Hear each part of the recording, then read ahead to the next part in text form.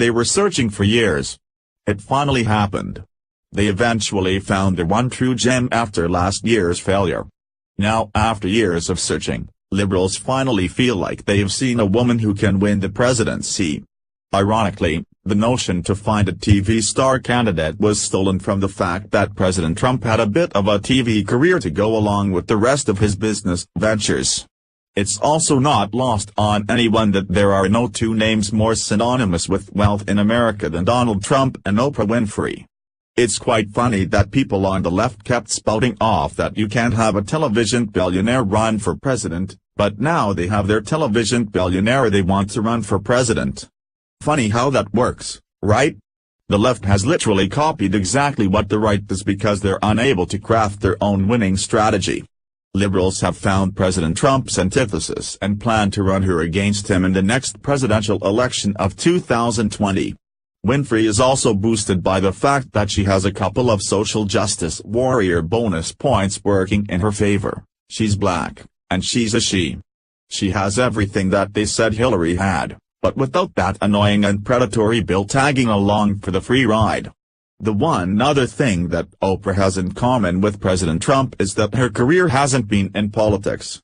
She hasn't had to look over her shoulder and watch her mouth for her entire life.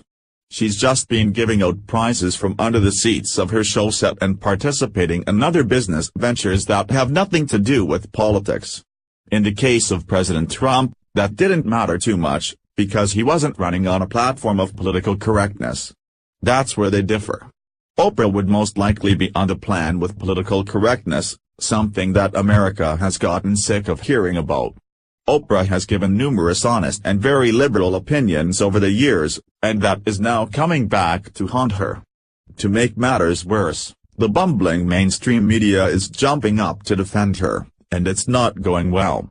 It's scary to think of Oprah Winfrey in the Oval Office as anything more than a guest taking a tour. Her unashamed opinion on race issues and disdain for white people could be a problem. The longtime TV host has become increasingly anti-white over the years, to the point that she's handing down a proverbial death sentence to those who don't agree with her. Her idea is that racism is a problem of the past, so to fix the problem, those who lived in that time just need to die. That's right, folks.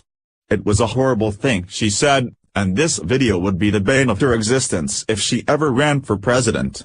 Oprah said as much in an interview in 2013, "It's difficult to see someone who is considered to be a national leader asking for the death of hundreds of thousands of Americans. It's even more painful to think people would want her to run the country with that attitude." Now, to be fair, she's probably right about a small fraction of the older generation. There will always be at least a few people who say racially inappropriate things, but they do not stand for or represent the majority of our good Americans. Even if there are a few old cronies with racist bone in their body, that doesn't mean everyone is like that. That also doesn't mean Oprah should call for a mass genocide of old white people. That is a terrible and racist thing to say. It makes Oprah look like the black female Hitler who calls for the killing of a particular kind of people. Is that who the American people would want to vote for? I don't think so. It is not ever okay to suggest that Americans try to kill people off just because they disagree with someone. What Oprah said is unforgivable and disgusting. We cannot believe she would say anything like that. This probably seems exceptionally radical, based on what she just said, that someone would try to kill an old person because they're racist, but it's perhaps not as far-fetched as you might think. Currently, California, Colorado, District of Columbia, Oregon, Vermont, and Washington have death with dignity laws that allow a terminally ill patient to voluntarily request and receive a prescription medication to hasten their death. This practice is also called euthanasia, which is a term that encompasses any physician-assisted suicide, and it dates back as far as ancient Greece and Rome. The United States is beginning to accept the reasoning that a person might need to die before their natural time, based strictly on the quality of life. Right now, as with most of the new technologies offered to us, it's optional.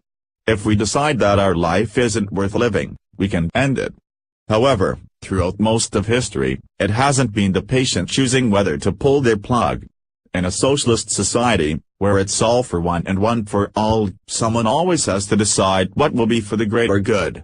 In fact, euthanasia comes from the Greek words, eu, good, and thanatosis, death, and it means good death, gentle and easy death.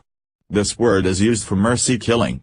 Withdrawal or withholding treatment was practiced in history. The correct term for this is orthoeuthanasia, which means passive death.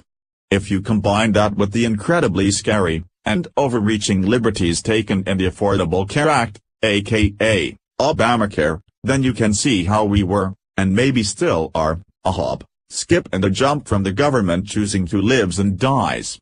If racism is considered cancer that should be cut out, then racism is redefined to mean anything liberals want. They would be able to hand down a death sentence to anyone the government wanted, by withdrawing care, life, liberty and the pursuit of happiness. That is what we were promised in the Constitution, but we've now come full circle to the point where we need to depend on another truth given to us by a founding father, we must, indeed, all hang together or, most assuredly, we shall all hang separately. Ben Franklin _ Follow us on Facebook at Freedom Daily.